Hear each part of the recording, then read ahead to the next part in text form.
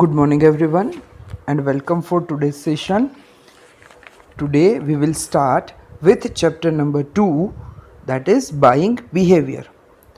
So firstly let us understand what is buying behavior. Buying behavior is the same and consumer buying behavior both are same.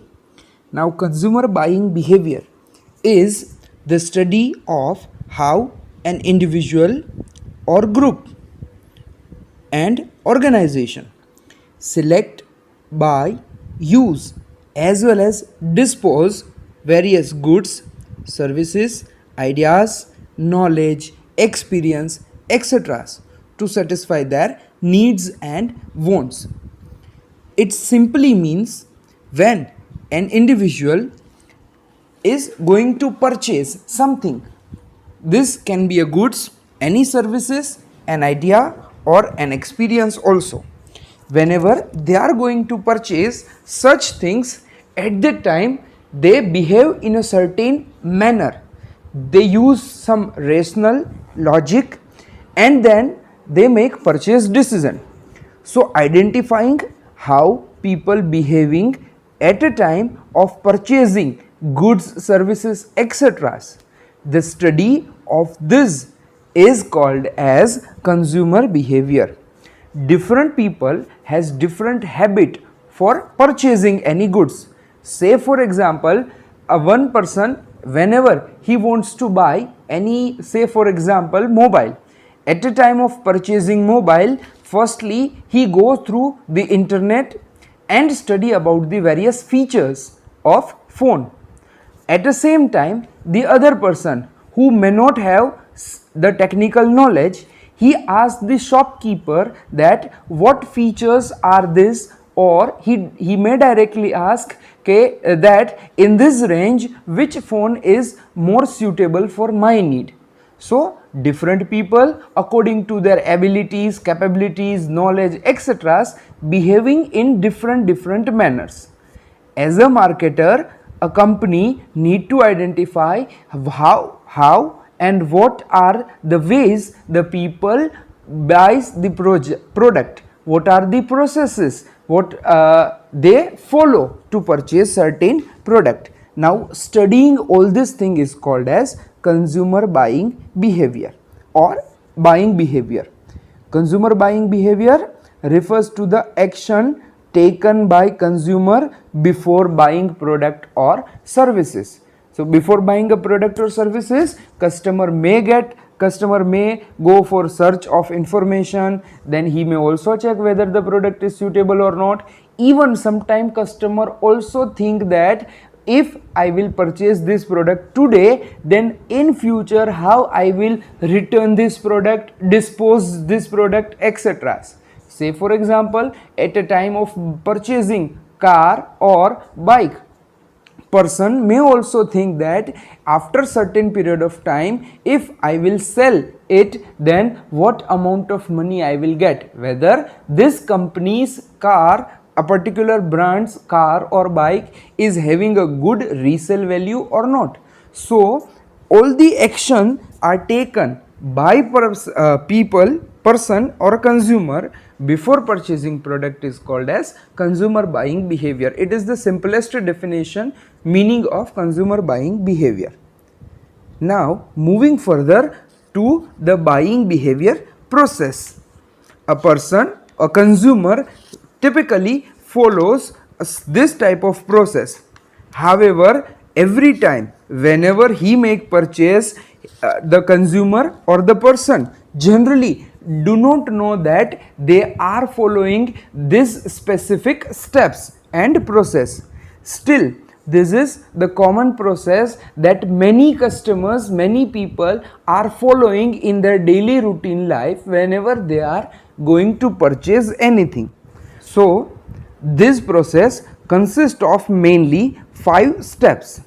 Step number 1 is need recognition, or it is also called as problem recognition. The buying process usually start when the buyer, that is the consumer, recognize any problem or any need. If he find that he is in a need of buying something, or he is in a problem. So for a solution of that problem, he decide to purchase any goods, services, idea, knowledge, etc. Now this need or problem generally triggers in the mind of person due to some internal or external stimulus, that is forces. So due to some external forces or due to some internal forces, this need arises, this need recognition is being done. The internal forces like hunger, thirst, etc., which are our basic necessity. So if I am going somewhere and for a long period of time I haven't eaten anything, then from inside I will feel that now I need to eat something, and if I will not eat, then I will lose my energy and may not be able to work efficiently. So the need arise from internal forces. Such kind of our basic need related to food, water, thirst, etc., are internal stimulus, whereas there are also some external forces which motivate us, which forces us to buy something. The external forces like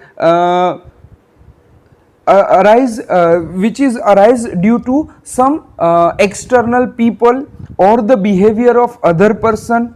Say for example, if my neighbor has purchased new television, then by seeing him I may also decide now I also need some such type of television. So now this type of need is not arised within myself, it is arised due to the external forces, the external forces which arise outside our body, they are called as external factors. So due to this either internal or external forces, a need or problem recognition is been done by customers. As a marketer, the seller or the marketer need to identify that what are the forces influence motivate the person to buy that particular product. So according to product, the forces may be different. So marketer need to identify whether it is internal factors or external factors that forces a person to buy my product, and on that basis the marketer need to decide the further what he need to do to increase his demand. Now moving further, the next is information search. Now whenever such need arise, it is not necessary that customer immediately purchase the product. Many of time customer need to search for the product. It has been generally it is the scenario that more than 70% people do not go for the detail of information regarding the product. However, many of time it also depends on the nature of the product that a person may go for detailed information search or not. So a person may take the may ask for information from many sources. Such sources include personal, that is family, friends, their neighbors, colleagues, etc. Or a person may get information from the commercial sources, that is advertisement, website, salesperson, dealer, or display, newspaper, etc. Or the person may also get information from the mass media, that is newspaper, television advertisement, or hoardings, etc. Or it may be an experimental source of information, like using the product and then realizing whether the product is suitable for me or not, that is experiment for purchasing and using the product, etc. So these are the important sources from which a person may get information. On the basis of information, then he decide whether to purchase the product or not. Now the third is evaluation of alternatives. After information search, the person may evaluate all the alternatives available to him on the basis of various parameters. Say for example, if for a vacation purpose I want to go for traveling, I want to go at some hill station, then I may search for information from various sources, and then I may compare all those sources, all this information, and then decide which tour package or which tour company I need to select on the basis of what are the facilities provided by them, what are the charges from them, etc. Say for example, some tour company may provide pickup and drop facility to our home, that is they will take us from our home, then at some station, railway station or airport, from there they will arrange for our bus, train, etc.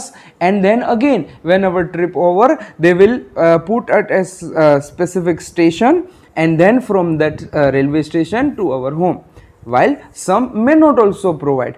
So what type of food they will provide, what level of hotels they will provide, whether the hotels will be 3-star, 4-star, 5-star, etc. So on the basis of various services, product and other additional things, I may compare all those product. That is called as evaluation. Evaluation, that is comparison of all those possible alternatives that I have on the basis of various parameters. After completion, there are many other factors affect our evaluation of alternatives, like the belief, our belief and attitude, our expectation from the services, etc. So after considering all these things, the consumer may go for evaluation. Then after completion of evaluation, they take the purchase decision. So if in after evaluation the person thinks that one particular, say for example, after completion of evaluation of product A, B and C, a person has decided that the B product is giving most advantage to him or most suitable to him, then the customer will select. At a time of selection of product, generally customers select those products which provide the maximum benefit at minimum cost. It may not be necessary that customer always go for price cost benefit analysis. Sometimes customer may choose a particular product because of certain brand.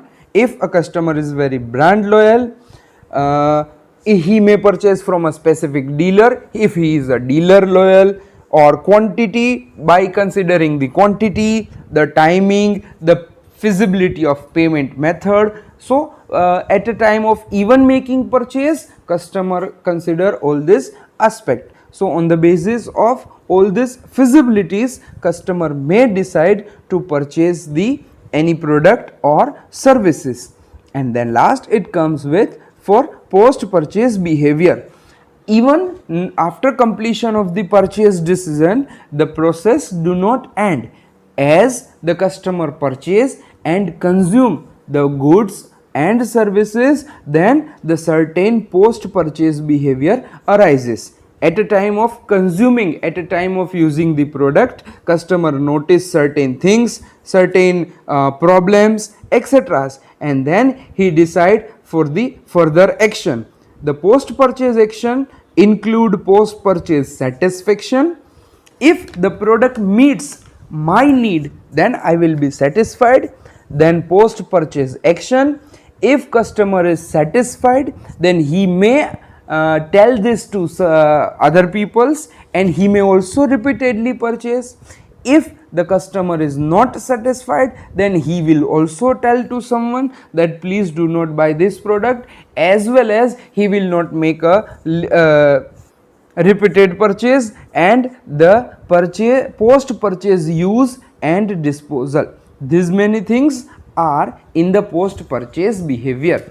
So with the post purchase behavior, the buying process ends. So generally a customer follows typically these 5 steps to buy any goods, services, idea, knowledge, etc. So that is all about today's session. Have a nice day. Goodbye.